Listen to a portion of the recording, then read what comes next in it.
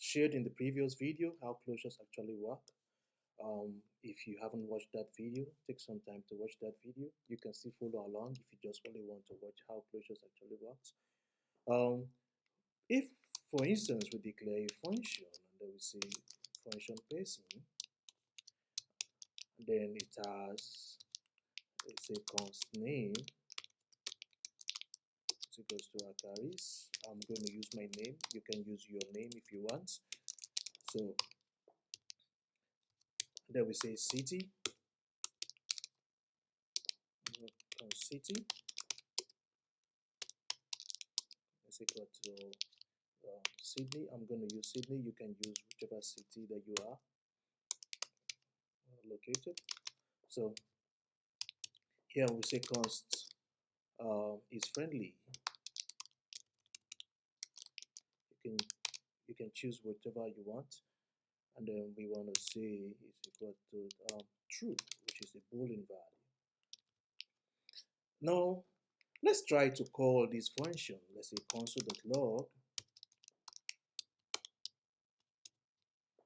person. You see, it actually gives us, we haven't called this function. We only just try to see if we can get the values. It tells us that this is a function. It actually has a name, a city, and its friendly values. Let's try to call this function.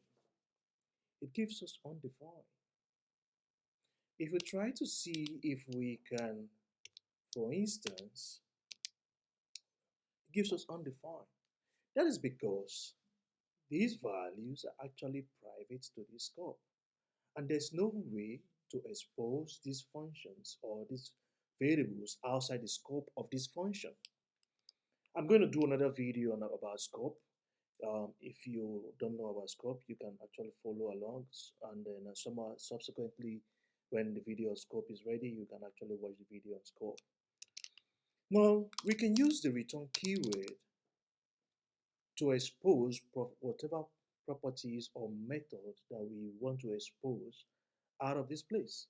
Let's say, for instance, we are returning name. Let's try to clear the console, and then when we run it, because we haven't called this function, if we call this function, you can see we have 3 different variables, but only one is actually being called. Only one value is being returned. If we want to return more of these values, we're going to use either a function or we're going to use an object. In this case, I'm going to use an object. And then I'm going to say name. I'm going to refer name because a name. We're only going to say city is equal to city. Yep. Let's try to see. Now, if we have 3 values, we have 3 variables, but only 2 are actually being exposed to the outside world. That is because these other ones are actually private. Until we use the return keyword, we cannot explicitly return any of those values because they are only available to the scope of this function. For instance, if we want to say we want to delete the city, only the name is going to return. But if, for instance, we want to return the city, it's equals to city, sorry for the typo, okay, city, it gives us, we run it, it gives us the city and also gives us a name. Let's try to see if we can get another value, which is friendly.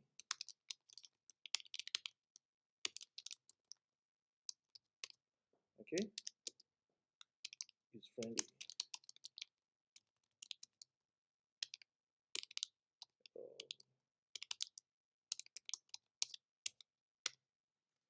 Now let's try to run it. Oh, sorry, it's friendly, it's not defined. Let me just copyright it from here and then just, oh, sorry. Let's try to open it so you see exactly what I'm doing at this point.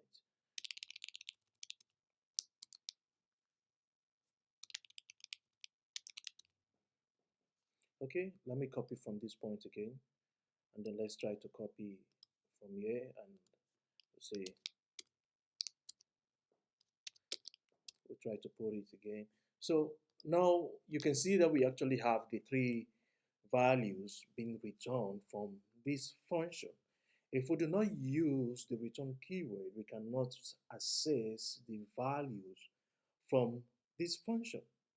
That is exactly what closures is all about. Every variables and functions inside of a functions are all scoped to that function. You need to be able to use the return keyword or to access the private variables and methods. Another thing again I want to show with you, I'm sure probably you know about this, with the new with the new JavaScript, the modern JavaScript, you can equally just say city and not specify the other stuff, and we're still going to get the same thing.